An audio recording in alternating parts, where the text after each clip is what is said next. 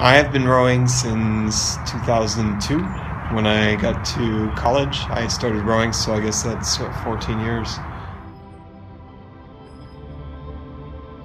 There was about a 6-year hiatus in there at one point for professional reasons, but as soon as I could, I got back to it.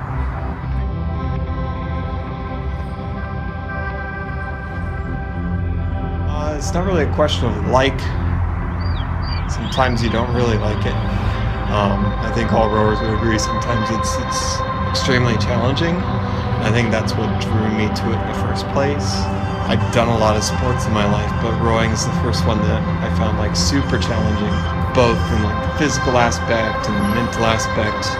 And I think that's just really what kept me intrigued by the sport.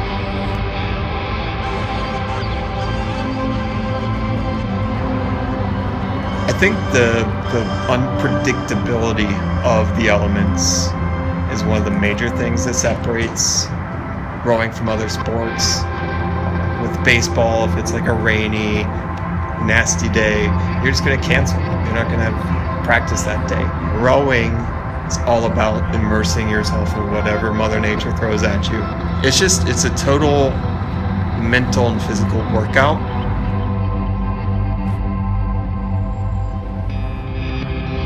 I don't think anyone can perfect the stroke. There's always something that you want to improve, and once you've fixed one aspect of your stroke, you've usually done harm to another aspect of your stroke. So it's always this cycle of fixing, and during the process of fixing, something gets unfixed. So there's always something to work on, and that's really the goal of rowers. Even if you're not competing or trying to become like this great athlete, you can still have this aspect of rowing where you just want to try to perfect everything that you're doing.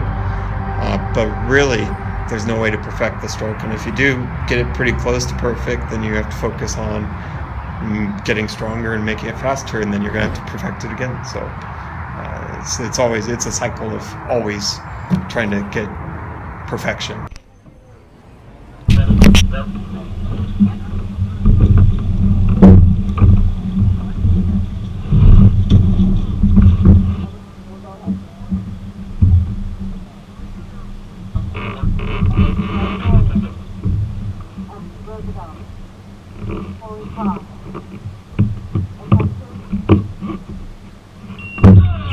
Last night these two bouncers and one room's alright, the other one's a scary, and his way or no way, totalitarian. He's got no time for you, looking or breathing how he don't want you to. So step out the queue, he makes examples of you, and there's no you can say behind the go through to the bit where you pay, and you realise then that it's finally the time to walk back past 10,000 eyes in a line, and you can swap jumpers and make another move.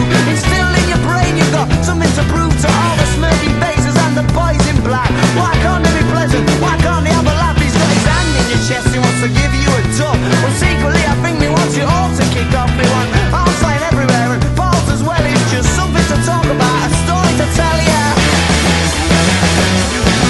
Well, it's a black and tellers all the way, we'll put it down to fate. I said 1,000 million things that I could never say this morning. Got too deep, but how deep is too deep? Ridgewood has a lead when Grimsby is pushing up. This town's a different town today. So this town's a different town to what it was last night. You couldn't have done that on a Sunday. And that girl's a different girl today. So that girl's a different girl to where you kissed last night. You couldn't have done that on a Sunday. Of course not. Well, so let me tell us all the way to put it down to fate. I thought 1,000 million things that I could never think this morning. Got too deep, but how deep is too deep?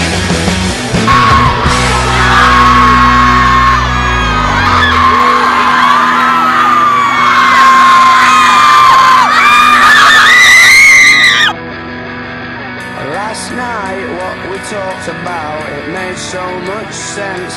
But now the haze has ascended, it don't make no sense anymore. So last night, what we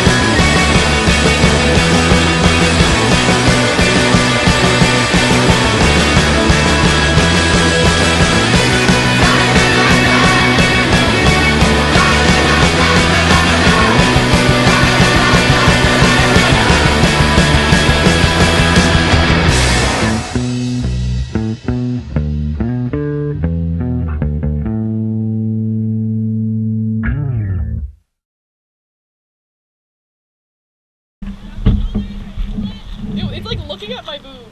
Oh, he's not gonna hear that?